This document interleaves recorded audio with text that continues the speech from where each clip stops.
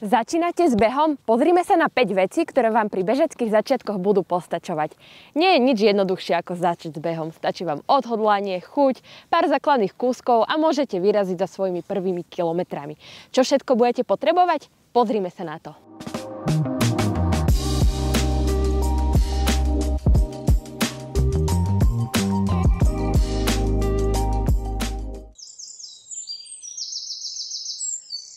Prvá vec sú samozrejme bežecké topánky. To je azda najdôležitejší kúsok, ktorý potrebujete už od prvého zabehnutého kilometra. Výber bežeckej obuvy rozhodne nie je jednoduchá úloha a treba si to poriadne zvážiť, ale pár tipov, ako si správne vybrať, nájdete aj v staršom videu, no samozrejme každému bude vyhovovať niečo iné. Najdôležitejšie je však uvedomiť si, po akom povrchu chcete behať. Ak chcete behávať čisto cestný beh, tak rozhodne vtedy choďte do cestnej bežeckej obuvy a takým príkladom môže byť aj tento model Craft Pro Endure Distance.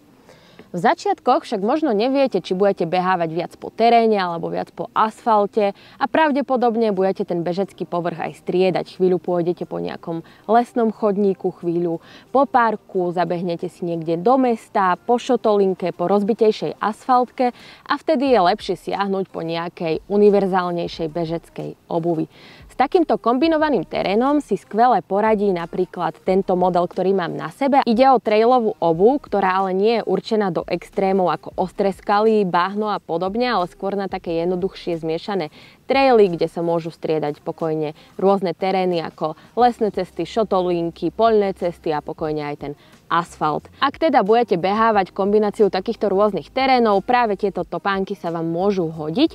No a samozrejme v tých začiatkoch technika nemusí byť niekedy úplne ideálna, ale tým sa určite nenechajte odradiť, časom sa to všetko napraví a zlepší, ale práve táto tlmiaca pena dokáže odpustiť aj nejaké tie chybičky, ako napríklad dopad cez pätu. Nebudem sa zaoberať v tomto videu detailami, viac o týchto topánkach nájdete v článku v MT Hiker magazíne, kde bude aj podrobnejšia video recenzia. Všetky odkazy vám dáme aj dole do popisku, ale nezabúdajte, najdôležitejšie je, aby tá bežecká obuv sadla dokonale na nohu a preto pri kúpe je potrebné si ju poriadne vyskúšať.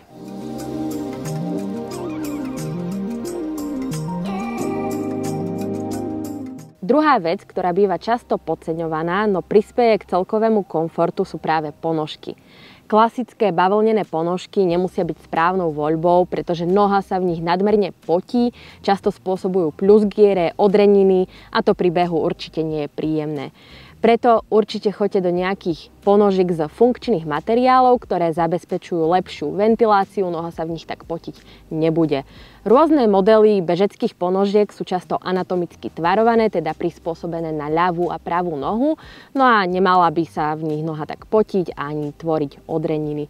Preto do bežeckých topánok rozhodne patria aj bežecké ponožky. Samozrejme, musíme si na seba niečo aj obliecť, takže tretí kúsok sú bežecké šortky. Nebudem vám vravieť, že si musíte zaobstarať nejaké drahé kraťasy s nadúpanými technológiami.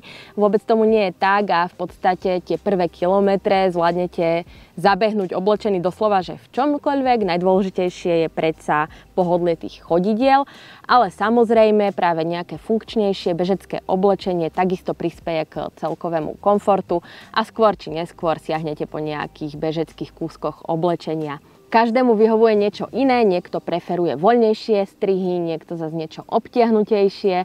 Je to na každom z nás. Ja osobne volím na horúce letné dni nejaké voľnejšie vzdušné šortky. No a keď je o niečo chladnejšie, tak nosievam aj takéto kompresné kraťasy. Konkrétne teraz mám na sebe model Craft Pro Trail, no a takýto typ kreťasov azda nosievam najdlhšiu časť v roku, od jary až do jesene, kľudne aj keď je o niečo chladnejšie. Dlhé legíny zvyknem nosievať až keď sa naozaj viac výrazne ochladí, pretože na nohy mi nebýva až taká zima. No a konkrétne tento model má aj pár vychytávok, na bokoch sa nachádzajú takéto naťahovacie vrecká a takisto vzadu je tunel na zastrčenie nejakého trička alebo inej drobnosti.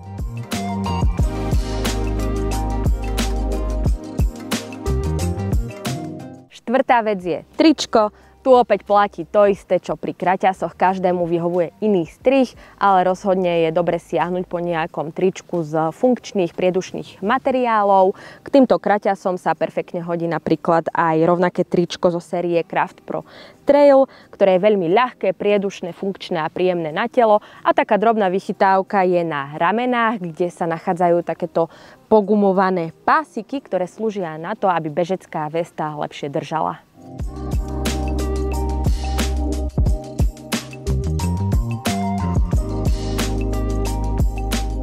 Takže sme oblečení od hlavy až po pety, čo však ale ak začne pršať. Beh je skvelý v tom, že sa dá ísť vybehnúť na tých pár minút naozaj za každého počasia. Stačí vziať posledný kúsok, nepremokavú bundu a môžeme vybehnúť. Takáto vetruvzdorná a vodeodolná bunda by mala byť súčasťou, myslím si, že každého turistu, pretože je to všestranný kúsok vhodný na rôzne outdoorové aktivity a určite ho oceníte. Ja tu mám opäť bundu Craft Pro Trail, teda z tejto kolekcie, ktorá nielenže perfektne ladí s celým outfitom, ale hlavne vás ochráni pred nepriaznivými podmienkami. Toto konkrétne je bežecký model, teda má nejaké ventilačné otvory v podpazuši, ale aj na chrbte a takisto má nejaké ďalšie iné vychytávky. Na ramenách sa tiež nachádzajú takéto silikonové pasiky, ako aj na tričku, ktoré podržia tú bežeckú vestu. No a ďalej má samozrejme podlepené ší, vodeodolný zips, vzťahovateľnú kapucňu a podobne.